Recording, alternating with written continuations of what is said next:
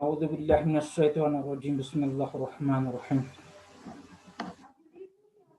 Olha hoje.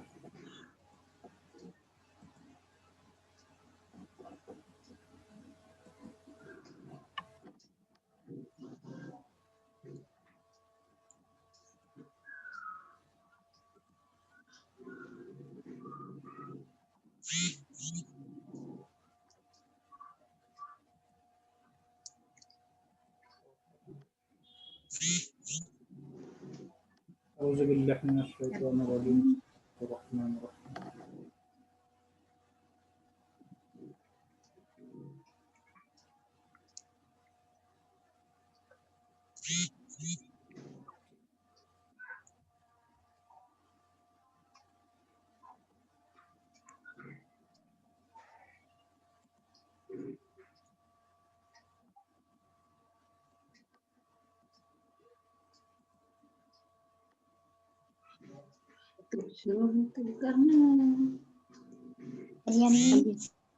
वो नहीं होना नहीं आ रहा था ना। हाँ ना तो अभी बंद ही है, अभी चालू है मेरा। अरे आसमा है क्या? हाँ हाँ मामा। अस्सलाम वालेकुम।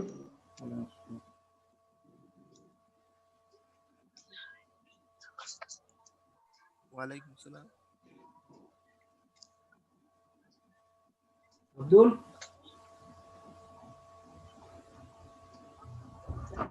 अब्दुल बासिर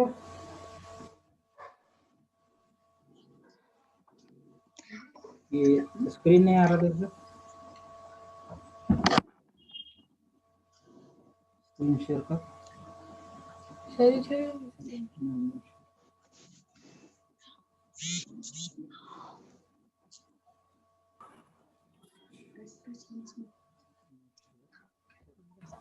अस्सलाम वालेकुम। अब्दुल रुको बेटे जरा रुको। कहाँ है? स्क्रीन नहीं दिख रहा। कौन सा स्क्रीन? शेयर करो। ये स्क्रीन नहीं बताना अपने को। स्क्रीन कहाँ है अपना? ये स्क्रीन ये बताना। न्यू शेयर करना पड़ेगा। और शेयर हो गया सर। 1 मिनट ये सेटिंग करूँगा मैं। सेटिंग करूँगा हो गया शेयर। ये हाँ तो बच्चे कहाँ है? किधर है? दिख रहे क्यों नहीं?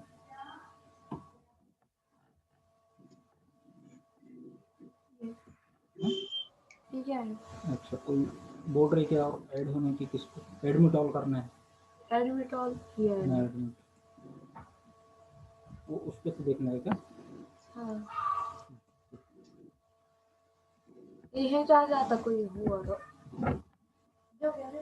हाँ ओके ठीक।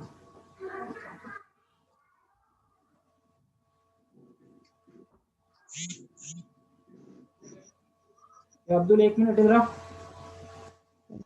अरे नहीं ये ना कुछ रिकॉर्डिंग का ऑप्शन मेरे को अनम्यूट करा बोले। अनम्यूट करा हमको। अपन दिख रहे। चल सुने नहीं आ रहा। आ रही एक हेडफोन तो चुप में कोई भी सुनने में जान दे। 2 में सुनने आ रहा। ये 2 में कहा था भैया को दो ये बोल दो तुम आप थोड़ी सी रही ये वाला आता देखो रिकॉर्डिंग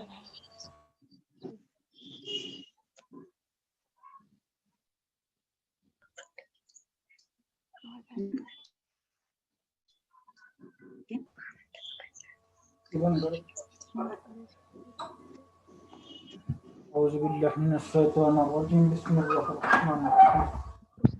मैंने कहा सुना मम्मी के हेडफोन लाए था थोड़ी तक सुना उन्होंने सलाम कर रहे अपने को लाए।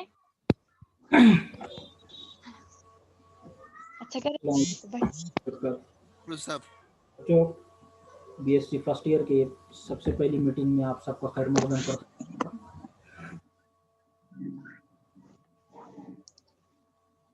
बीएससी फर्स्ट ईयर में वैसा देखे जाए तो सेमेस्टर वाइज सिलेबस है हमारा। सेमेस्टर वाइज सिलेबस के अंदर 2 सेमेस्टर है, एक फर्स्ट सेमेस्टर और सेकंड सेमेस्टर। फर्स्ट सेमेस्टर के अंदर में केमिस्ट्री पर पढ़ना है। एक केमिस्ट्री फर्स्ट है, एक है दूसरा केमिस्ट्री सेकंड। 2 पेपर है आपको, एक है paper chemistry paper number first और दूसरा है chemistry paper second. Chemistry paper first के अंदर में फिर एक बार इनऑर्गेनिक केमिस्ट्री है और दूसरा पेपर है ऑर्गेनिक केमिस्ट्री।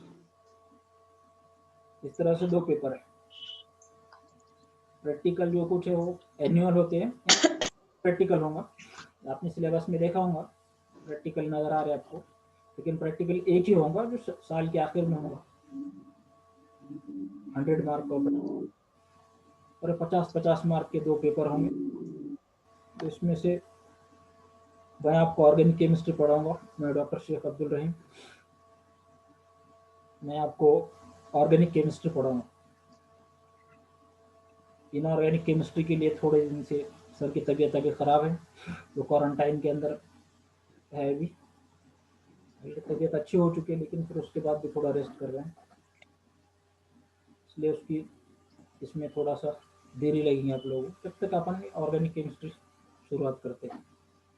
ये इस तरह का सिलेबस है आपके लिए।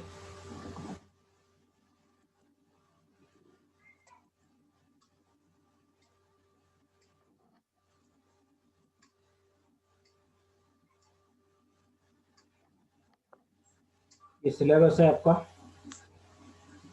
पहला चैप्टर है स्ट्रक्चर और बॉन्डिंग। कंपाउंड का स्ट्रक्चर, उसमें बॉन्ड किस तरह के होते हैं, इसके अंदर में ये पढ़ा जाएगा। दूसरा है mechanism of organic reactions. Organic reactions का मैकेनिज्म किस तरह से पास होते हैं। रिएक्शन का सबस्ट्रेट यानी रिएक्टेंट किस तरह से प्रोडक्ट के अंदर में कन्वर्ट होता है, वो सब देखा जाएगा। Stereochemistry of organic compounds. Organic compounds का 3 डायमेंशनल स्ट्रक्चर यहाँ पर स्टडी की जाएगी। अल्केन्स यहाँ पर, और उसके बाद अल्कीन्स है, अरेन्स एंड एरोमेटिसिटी, बेंजीन और बेंजीन के जैसे कंपाउंड, और अल्किल एंड अरील हैलाइड्स, यानी बेंजील हैलाइड जिसको हम कह सकते हैं। इस तरह से सिलेबस इसमें का बहुत सारा पार्ट आप पढ़ चुके हो। 11-12 के अंदर में बेसिक पार्ट आपको बहुत कुछ हो चुका है। इस तरह से 2 पेपर है।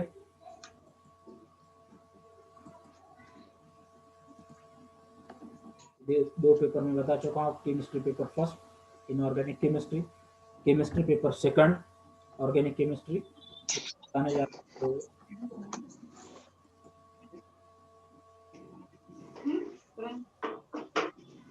के अंदर में का पहला चैप्टर केमिस्ट्री का। इससे पहले कि शुरू करें हम, सबसे पहले ये देखते हैं कि केमिस्ट्री है क्या। Chemistry is the branch of science. It deals with nature and properties of the substances. जो भी चीजें हैं, चीजों का नेचर और उनके प्रॉपर्टीज। नेचर यानी नो, और प्रॉपर्टीज यानी खुसूसियात। ये 2 चीजें स्टडी की जाती है किसी भी चीज की। कोई भी कंपाउंड ले, जैसा पानी ले लेते हैं अपन, वाटर ले लेते हैं, तो सबसे पहले आप केमिस्ट्री के अंदर में क्या स्टडी करते हो, उसका नेचर कैसा है, सॉलिड है, लिक्विड है या गैसियस है। ठीक है, ये बात हो गई, नेचर हो गया ये। फिर उसके बाद प्रॉपर्टीज, उसकी खुसूसियात कैसी है, सोल्युबिलिटी जैसा है, वाटर उसको गर्म करने के ऊपर, हीट करने के ऊपर क्या होता है, और दूसरे कंपाउंड्स के साथ में उसके क्या रिएक्शन होते हैं, ये सब प्रॉपर्टीज के अंदर में आ जाता है। और प्रॉपर्टीज के ऊपर से हम ये डिसाइड करते हैं कि इसके एप्लीकेशंस क्या हो सकते हैं, इसका इस्तेमाल क्या हो सकता है।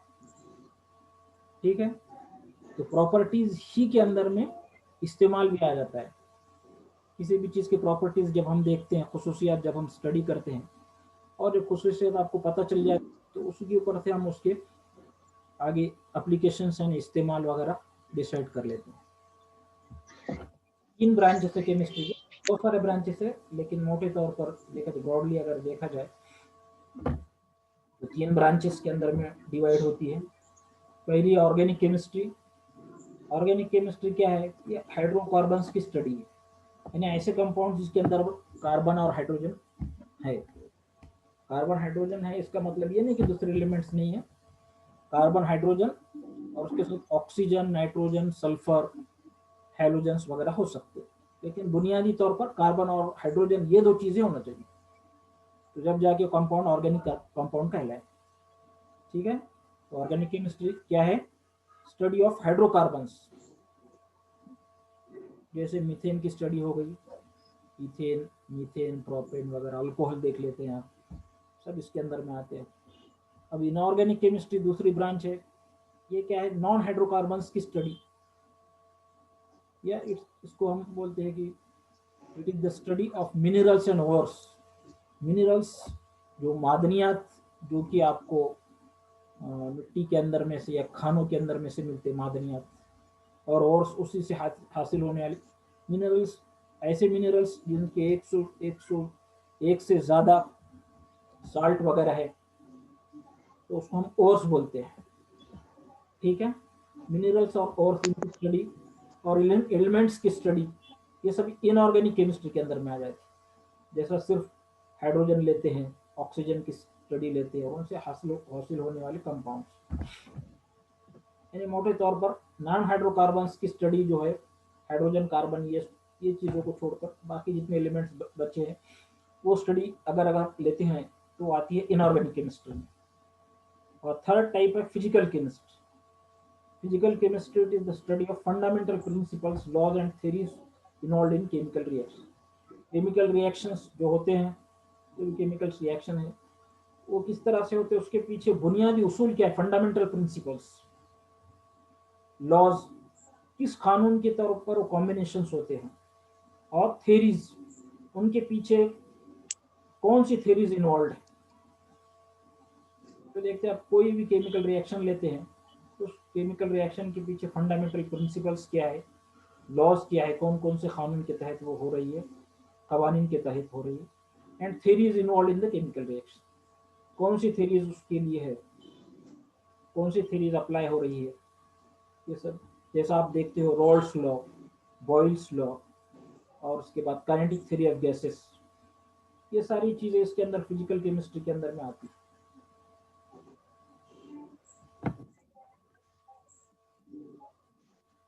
ठीक है, उसके बाद ये बता चुका हूँ आपको। पहला चैप्टर हम देखने जा रहे हैं अल्केन्स।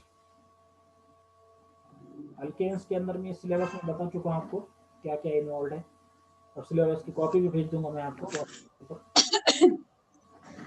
इसके अंदर methods of formation in preparation, methods of preparation, तैयारी के तरीके तो बहुत सारे होते हैं, लेकिन मेंशन करते हैं आपके सामने, से क्या पता चलता है पढ़ना है।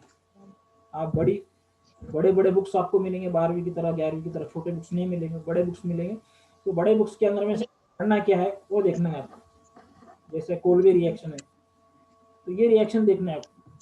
अल्केन तैयार करने के कई तरीके होंगे, उसमें से कोल्वे रिएक्शन देखना है, रिएक्शन देखना है, डिकम्पोजिशन ऑफ कार्बोक्सिलिक एसिड देखना है। उसके बाद फिजिकल प्रॉपर्टीज, फिजिकली हमें देखने से ताल्लुक रखती है, ये सारी फिजिकल जिसको हम देख सकते हैं, फिजिकली यानी जिसको हम देख सकते हैं। और केमिकल रिएक्शंस यानी केमिकल रिएक्शंस को क्या बताता है, और उसके केमिकल रिएक्शंस अल्केन्स, उसके अंदर में क्या है, क्लोरीनेशन, नाइट्रेशन, सल्फोनेशन, और कैटालिटिक ऑक्सीडेशन, 4 रिएक्शंस हमको स्टडी करना है। ठीक है, अल्केन्स इनका मॉलिक्यूलर फार्मूला है CnH2n+2, where n is equal to 1 2 3, 0 नहीं होगा यहाँ पर। ठीक है, n is equal to 1 2 3 etcetera, इससे ज्यादा भी हो सकता है। So these are the simplest hydrocarbons, having general formula CnH2n+2। Alkanes, उसमें का पहला मेंबर है मीथेन। उसका स्ट्रक्चर इस तरह से होता है, कार्बन की वैलेंसी 4 हुआ करती है। वैलेंसी यानी वो कितने बॉन्ड फॉर्म कर सकता है दूसरे एटम्स के साथ में, तो उसको हम बोलते हैं वैलेंस। जैसे कार्बन देख रहे हैं, अपन 4 बॉन्ड फॉर्म कर सकते हैं। Molecule built up of 4 hydrogens by covalent। दिख रहा है आपको, it is a molecule built up of 1 carbon atom which is joined to 4 hydrogen atoms by covalent bond। ये सारे बॉन्ड कोवैलेंट बॉन्ड। और हाइड्रोकार्बन्स ऑफ दिस सीरीज, ये methane होगा, उसके बाद ethane, propane, butane etcetera, which contain 2 or more carbon atoms linked in chains by single covalent bonds। इनका इसके अंदर हम देखते हैं तो मीथेन का आपने देख लिया, इथेन देख रहे हैं आप, CH3 यहाँ पर भी कार्बन की वैलेंसी 4 है, 1 2 3, ये 4, इसकी भी वैलेंसी 4 है। उसके बाद प्रोपेन का स्ट्रक्चर देख रहे हैं, यहाँ पर भी इसकी वैलेंसी 4 है, हर एक की वैलेंसी 4 है, कार्बन की वैलेंसी 4 है और हाइड्रोजन की वैलेंसी एक ही है। Since all 4 valencies of carbon atom in this compound are fully satisfied, so they are called as saturated hydrocarbons। Saturated means which contain carbon carbon bonds।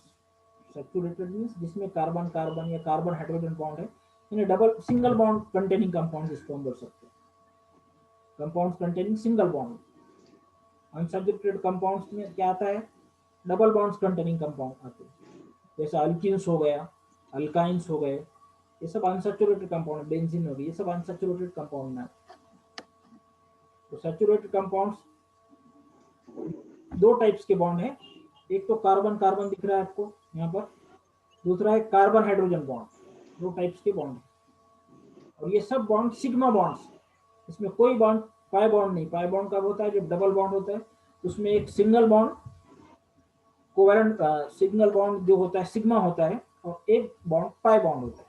यहाँ पर कहीं भी पाई बॉन्ड नहीं। Sigma bond they are strong bonds, pi bond they are big bonds।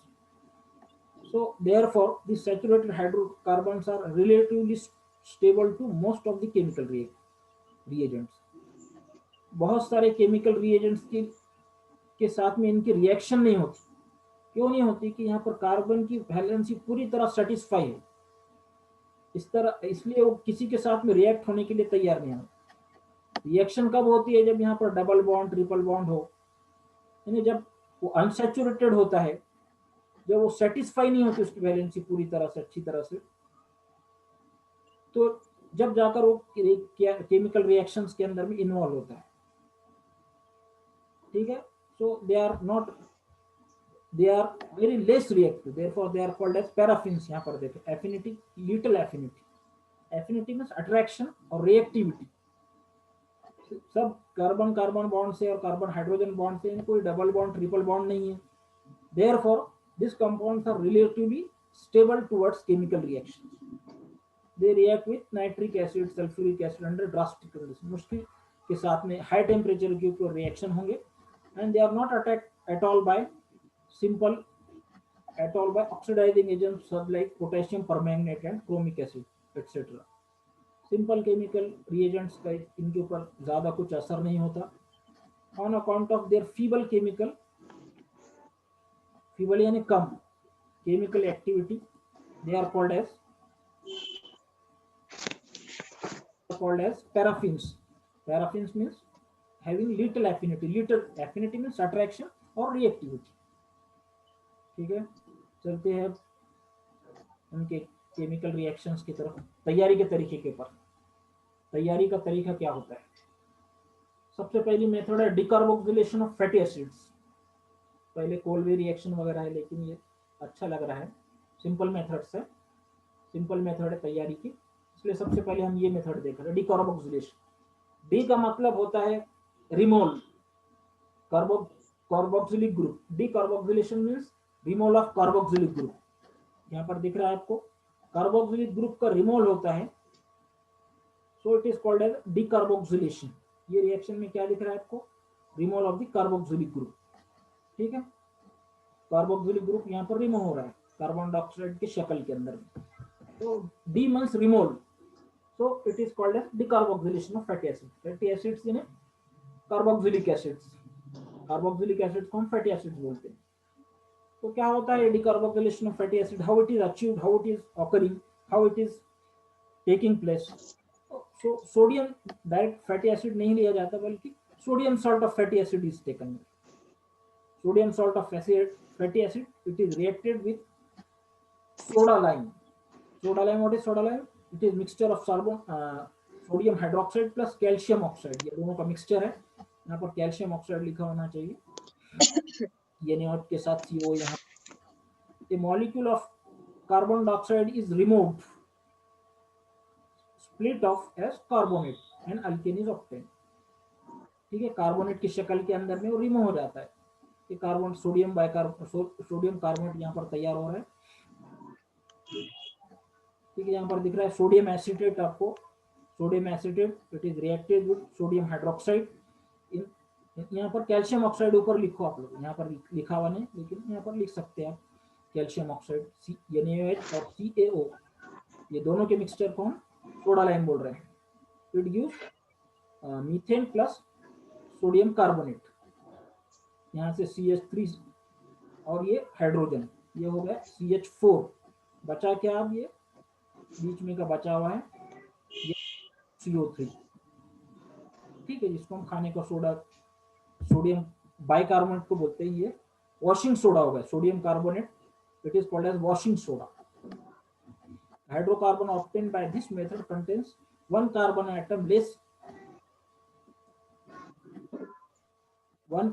atom less than acid from which it's prepared.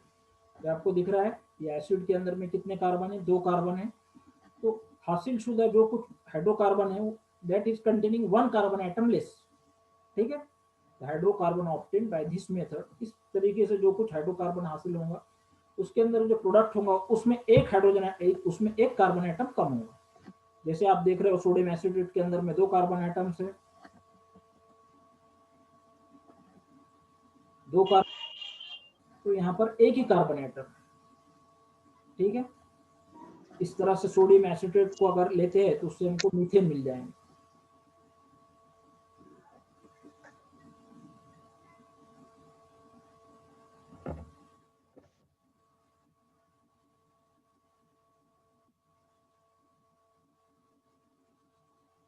देखिए बच्चों, यहाँ पर time होने जा रहा है, तो यहाँ पर यहीं स्टॉप कर लेते हैं. अगर आपको कुछ प्रॉब्लम पूछ सकते हैं. Yes, any problem? बुक्स है आपके लिए, मैं बुक भी भेजता हूँ आपको. PDF की शक्ल के अंदर बुक है, वो बुक आप पढ़ो और बुक पढ़ के आप स्टडी करते रहो. अगर कुछ प्रॉब्लम आ रहा है तो आप डायरेक्टली बुक पूछ सकते हैं. बुक की PDF आपको मिल जाएंगे आजकल के अंदर में. Okay sir. हाँ ठीक. और बच्चे दूसरे बच्चे क्या बोल रहे हैं? हेलो जी सर. सब समझ में आ रहा है? हाँ सर. हाँ ठीक. इधर बॉयज में से बॉयज. हाँ सर. ओके, सब समझ में आ रहा है आप लोगों को? अगर हाँ सर. ठीक, कुछ समझ में तो पूछो. इसका सब PDF अगर आपको मिलेंगे, लेकिन रोज के रोज आप स्टडी करते रहो. हाँ ओके सर. हाँ ओके सर. BSc के अंदर में आए तो जी सर.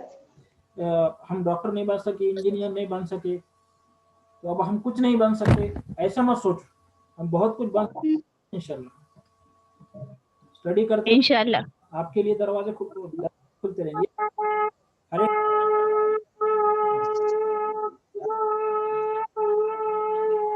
लेकिन आप कलेक्टर भी बन सकते हो, बड़े से बड़े मिलिट्री ऑफिस.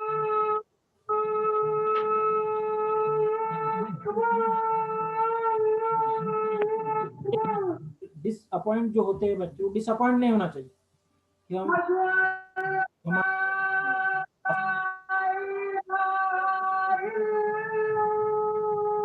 करेंगे इंशाल्लाह फ्यूचर के अंदर.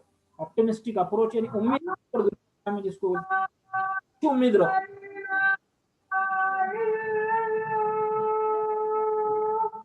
इसी के साथ में आज की यहाँ पर मीटिंग टाइम खत्म होने भी हो रहा है.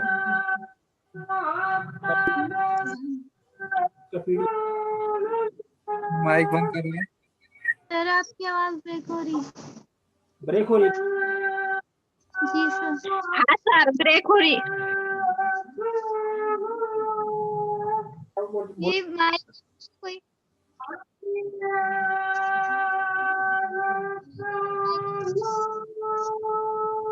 आपकी आवाज नहीं आई सर। ठीक है, आवाज तैयार करो जानूरी ना।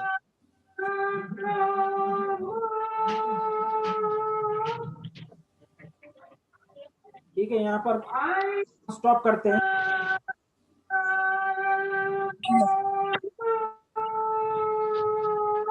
आवाज नहीं आ रही। ये टाइम सुटेबल है?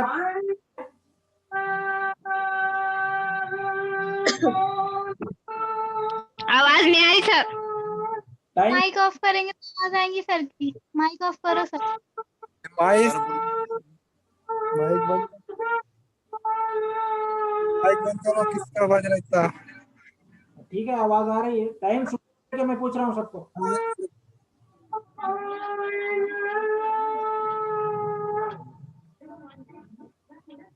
माइक की आवाज नहीं आ रही। माइक ऑफ करेंगे तो आवाज आएंगी सर की। माइक ऑफ करो सब। सब आप कर रहे हो? सर कल क्लास रहेंगी ये। ठीक है, टाइम सुटेबल है क्या, मैं पूछ रहा हूँ आप लोगों को। 5 बजे का जो टाइम। जी सर। हाँ नहीं sir, yes sir. Yes yes sir. हाँ, ठीक है। नहीं है सर। Yes sir. है सर। जिसको ना जा सकते। क्या बोल रहे? सर ये टाइम नहीं जमता, 10 बजे रखिए। सर टाइम चेंज करो। तो सुबह में रखें तो आप लोगों के लिए अच्छा है, समझो। फोन लगा रहे खातिर के। Sir 9 AM। 9 AM, ठीक है। सुबह में 10 बजे को सर क्या आप लोगों की? रखो। क्या बोल रहे हैं? तो मैं ना को 9 बजे रखिए सर।